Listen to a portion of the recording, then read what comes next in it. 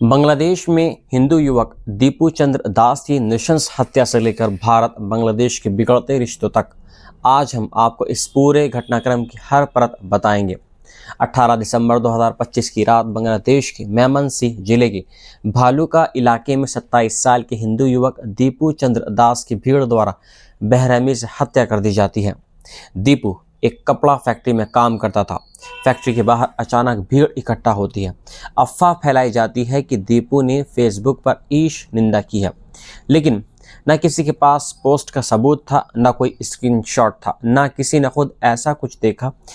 इसके बावजूद कट्टरपंथी भीड़ ने कानून अपने हाथ में ले लिया। दीपू को पहले लाठियों और डंडों से पीटा गया, फिर कथित तौर पर उसे नग्न कर पेड़ से लटका दिया गया और उसके बाद उसके शरीर को आग के हवाले कर दिया गया। सोशल मीडिया पर वायरल वीडियो में अल्लाह अकबर के नारे लगाते लोग दिखाई देते हैं, जिसने पूरे देश और दुनिया को झंझोर दिया है। बांग्लादेश की रैपिड एक्शन बटालियन के कंपनी कमांडर मोहम्मद शम्सुज़्ज़मान ने साफ कहा है कि जांच में ईश निंदा से जुड़ा कोई भी डिजिटल या मौखिक सबूत नहीं मिला है। दीपू के सहकर्मियों और स्थानीय लोगों ने भी पुष्टि की कि उन्होंने कभी दीपू को धर्म के खिलाफ कुछ कहते नहीं सुना। अब तक इस हत्याकांड में 12 लोगों को गिरफ्तार किया जा चुका है, लेकिन सवाल उठता है कि जब सबूत ही नहीं थे तो भीड़ को हत्या की छूट कैसे मिली। यही सवाल आज के बांग्लादेश के अल्पसंख्यक पूछ रहे हैं, क्योंकि दीपू की हत्या कोई अकेली घटना नहीं है। बांग्लादेश के हिंदू और अन्य अल्पसंख्यक संगठनों का दावा है कि साल 2025 में अब तक 50 से ज़्यादा गैर मुस्लिमों की हत्या हो चुकी है और कई मामलों में झूठे ईश निंदा के आरोप लगाकर लोगों को निशाना बनाया गया है। पश्चिमी जनाइदह जिले में एक हिंदू रिक्शा चालक गोविंदा विश्वास को सिर्फ इसलिए पीटा गया क्योंकि उसके हाथ में कलावा बंधा था। भीड़ ने अफवाह फैलाई कि वे भारत की खुफिया एजेंसी रॉ का एक एजेंट है और कुछ स्थानीय मौलवी की मौजूदगी में उसकी पिटाई की गई। बाद में पुलिस ने उसे हिरासत में लेकर जान बचाई। ढाका के नेशनल प्रेस क्लब के बाहर हिंदू संगठनों और अल्पसंख्यक समूहों ने प्रदर्शन कर कहा कि अब तो धार्मिक पहचान छिपाना जीना पड़ रहा है। धार्मिक पहचान छिपाकर जीना पड़ रहा है। लोग कहते हैं कि कलावा पहनना, जनेऊ रखना या मंदिर जाना भी खतरे से खाली नहीं है। इन घटनाओं की खबर जैसे ही भारत पहुंची, यहाँ गुस्सा और ज़्यादा फूट पड़ा। नई दिल्ली में विश्व हिंदू परिषद के कार्यकर्ताओं ने बांग्लादेश हाई कमीशन के बाहर प्रदर्शन किया, नारे लगाए कि दीपू के हत्यारों को सजा दो, बांग्लादेश में हिंदुओं की रक्षा करो। प्रदर्शनकारियों ने आरोप लगाया कि बांग्लादेश की अंतरिम सरकार कट्टरपंथियों के सामने झुक चुकी है। अहमदाबाद में भी वीएचपी कार्यकर्ताओं ने प्रदर्शन किया, जहां पुलिस ने कुछ लोगों को हिरासत में लिया। वहीं कोलकाता में बांग्लादेश की अंतरिम सरकार के प्रमुख मोहम्मद यूनुस के खिलाफ जमकर नारेबाजी हुई है। प्रदर्शनकारियों का कहना है कि यूनुस सरकार के आने के बाद भारत विरोधी और अल्पसंख्यक विरोधी ताकतों को खुली छूट मिल गई है और इन प्रदर्शनों के बाद बांग्लादेश ने कड़ा कूटनीतिक रुख अपना लिया है। बांग्लादेश के विदेश मंत्रालय ने भारत में तैनात उच्चायुक्त प्रणय वर्मा को एक हफ्ते में दूसरी बार तलब किया है। ढाका का कहना है कि नई दिल्ली और सिलीगुड़ी में उसके राजनयिक मिशनों और वीज़ा केंद्रों पर हमले और तोड़फोड़ हुई है, जिससे डिप्लोमेट्स की सुरक्षा को खतरा पैदा हो गया है। बांग्लादेश ने भारत से कहा है कि वे अंतर्राष्ट्रीय नियमों के तहत दूतावासों की सुरक्षा सुनिश्चित करें और इन घटनाओं की जांच कर दोषियों पर कार्रवाई करें। इसी सुरक्षा चिंता का हवाला देते हुए बांग्लादेश ने दिल्ली, सिलीगुड़ी और अगरतला में अपनी वीज़ा सेवाएं अस्थायी रूप से निलंबित कर दी हैं।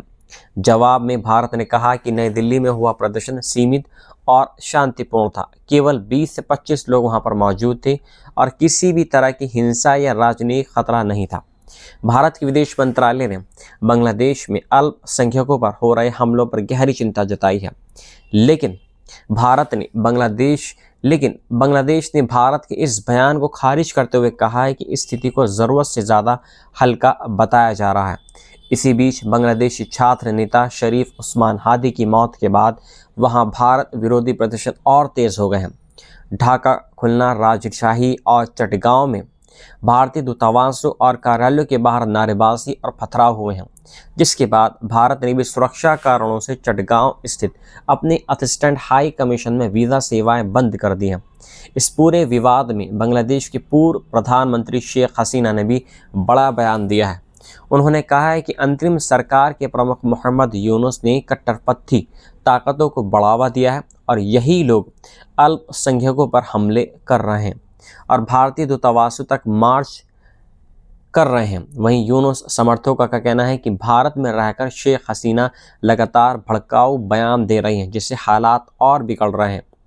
कुल मिलाकर सिर्फ 10 दिनों के भीतर भारत और बांग्लादेश के रिश्ते इस मोड़ पर आ गए हैं कि वहां वीज़ा सेवाएं अब बंद हैं, राजनीतिक तलब किए जा रहे हैं, सड़कों पर प्रदर्शन हो रहे हैं और सबसे बड़ा सवाल पीछे छूट रहा है कि क्या दीपू चंद्र दास को इंसाफ मिलेगा? क्या बांग्लादेश में अल्पसंख्यकों को सुरक्षा का भरोसा मिल पाएगा?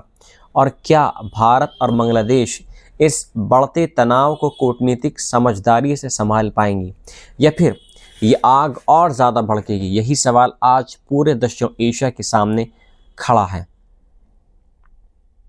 बांग्लादेश में हिंदू युवक दीपू चंद्र दास की नृशंस हत्या से लेकर भारत बांग्लादेश के बिगड़ते रिश्तों तक आज हम आपको इस पूरे घटनाक्रम की हर परत बताएंगे। 18 दिसंबर 2025 की रात बांग्लादेश के मेमनसिंह जिले के भालुका इलाके में 27 साल के हिंदू युवक दीपू चंद्र दास की भीड़ द्वारा बेरहमी से हत्या कर दी जाती है। दीपू एक कपड़ा फैक्ट्री में काम करता था। फैक्ट्री के बाहर अचानक भीड़ इकट्ठा होती है। अफवाह फैलाई जाती है कि दीपू ने फेसबुक पर ईश निंदा की है, लेकिन न किसी के पास पोस्ट का सबूत था, न कोई स्क्रीनशॉट था, न किसी ने खुद ऐसा कुछ देखा। इसके बावजूद कट्टरपंथी भीड़ ने कानून अपने हाथ में ले लिया। दीपू को पहले लाठियों और डंडों से पीटा गया, फिर कथित तौर पर उसे नग्न कर पेड़ से लटका दिया गया और उसके बाद उसके शरीर को आग के हवाले कर दिया गया। सोशल मीडिया पर वायरल वीडियो में अल्लाह अकबर के नारे लगाते लोग दिखाई देते हैं, जिसने पूरे देश और दुनिया को झंझोर दिया है। बांग्लादेश की रैपिड एक्शन बटालियन के कंपनी कमांडर मोहम्मद शम्सुज़्ज़मान ने साफ कहा है कि जांच में ईश निंदा से जुड़ा कोई भी डिजिटल या मौखिक सबूत नहीं मिला है। दीपू के सहकर्मियों और स्थानीय लोगों ने भी पुष्टि की कि उन्होंने कभी दीपू को धर्म के खिलाफ कुछ कहते नहीं सुना। अब तक इस हत्याकांड में 12 लोगों को गिरफ्तार किया जा चुका है, लेकिन सवाल उठता है कि जब सबूत ही नहीं थे तो भीड़ को हत्या की छूट कैसे मिली? यही सवाल आज के बांग्लादेश के अल्पसंख्यक पूछ रहे हैं, क्योंकि दीपू की हत्या कोई अकेली घटना नहीं है। बांग्लादेश के हिंदू और अन्य अल्पसंख्यक संगठनों का दावा है कि साल 2025 में अब तक 50 से ज़्यादा गैर मुस्लिमों की हत्या हो चुकी है और कई मामलों में झूठे ईश निंदा के आरोप लगाकर लोगों को निशाना बनाया गया है। पश्चिमी जनाइदह जिले में एक हिंदू रिक्शा चालक गोविंदा विश्वास को सिर्फ इसलिए पीटा गया क्योंकि उसके हाथ में कलावा बंधा था।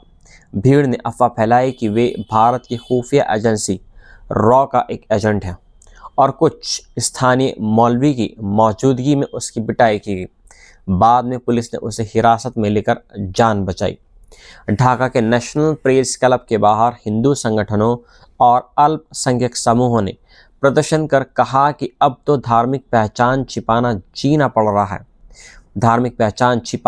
पड़ रहा है। लोग कहते हैं कि कलावा पहनना, जनेऊ रखना, ये मंदिर जाना भी खतरे से खाली नहीं है। इन घटनाओं की खबर जैसे ही भारत पहुंची, यहाँ गुस्सा और ज़्यादा फूट पड़ा। नई दिल्ली में विश्व हिंदू परिषद के कार्यकर्ताओं ने बांग्लादेश हाई कमीशन के बाहर प्रदर्शन किया, नारे लगाए कि दीपू के हत्यारों को सजा दो, बांग्लादेश में हिंदुओं की रक्षा करो। प्रदर्शनकारियों ने आरोप लगाया कि बांग्लादेश की अंतरिम सरकार कट्टरपंथियों के सामने झुक चुकी है। अहमदाबाद में भी वीएचपी कार्यकर्ताओं ने प्रदर्शन किया, जहां पुलिस ने कुछ लोगों को हिरासत में लिया। वहीं कोलकाता में बांग्लादेश की अंतरिम सरकार के प्रमुख मोहम्मद यूनुस के खिलाफ जमकर नारेबाजी हुई है। प्रदर्शनकारियों का कहना है कि यूनुस सरकार के आने के बाद भारत विरोधी और अल्पसंख्यक विरोधी ताकतों को खुली छूट मिल गई है और इन प्रदर्शनों के बाद बांग्लादेश ने कड़ा कूटनीतिक रुख अपना लिया है। बांग्लादेश के विदेश मंत्रालय ने भारत में तैनात उच्चायुक्त प्रणय वर्मा को एक हफ्ते में दूसरी बार तलब किया है। ढाका का कहना है कि नई दिल्ली और सिलीगुड़ी में उसके राजनयिक मिशनों और वीज़ा केंद्रों पर हमले और तोड़फोड़ हुई है, जिससे डिप्लोमेट्स की सुरक्षा को खतरा पैदा हो गया है। बांग्लादेश ने भारत से कहा है कि वे अंतर्राष्ट्रीय नियमों के तहत दूतावासों की सुरक्षा सुनिश्चित करें और इन घटनाओं की जांच कर दोषियों पर कार्रवाई करें। इसी सुरक्षा चिंता का हवाला देते हुए बांग्लादेश ने दिल्ली, सिलीगुड़ी और अगरतला में अपनी वीज़ा सेवाएं अस्थायी रूप से निलंबित कर दी हैं। जवाब में भारत ने कहा कि नई दिल्ली में हुआ प्रदर्शन सीमित और शांतिपूर्ण था। केवल 20 से 25 लोग वहां पर मौजूद थे और किसी भी तरह की हिंसा या राजनीतिक खतरा नहीं था। भारत के विदेश मंत्रालय ने बांग्लादेश में अल्पसंख्यकों पर हो रहे हमलों पर गहरी चिंता जताई है, लेकिन बांग्लादेश ने भारत के इस बयान को खारिज करते हुए कहा है कि स्थिति को ज़रूरत से ज़्यादा हल्का बताया जा रहा है। इसी बीच बांग्लादेशी छात्र नेता शरीफ उस्मान हादी की मौत के बाद वहां भारत विरोधी प्रदर्शन और तेज हो गए हैं। ढाका, खुलना, राजशाही और चटगांव में भारतीय दूतावासों और कार्यालयों के बाहर नारेबाजी और पथराव हुए हैं, जिसके बाद भारत ने भी सुरक्षा कारणों से चटगांव स्थित अपने असिस्टेंट हाई कमीशन में वीज़ा सेवाएं बंद कर दी हैं। इस पूरे विवाद में बांग्लादेश की पूर्व प्रधानमंत्री शेख हसीना ने भी बड़ा बयान दिया है। उन्होंने कहा है कि अंतरिम सरकार के प्रमुख मोहम्मद यूनुस ने कट्टरपंथी ताकतों को बढ़ावा दिया है और यही लोग अल्पसंख्यकों पर हमले कर रहे हैं और भारतीय दूतावासों तक मार्च कर रहे हैं। वहीं यूनुस समर्थकों का कहना है कि भारत में रहकर शेख हसीना लगातार भड़काऊ बयान दे रही हैं, जिससे हालात और बिगड़ रहे हैं।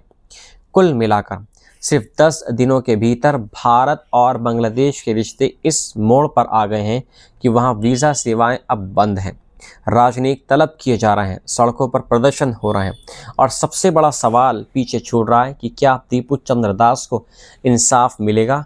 क्या बांग्लादेश में अल्पसंख्यकों को सुरक्षा का भरोसा मिल पाएगा?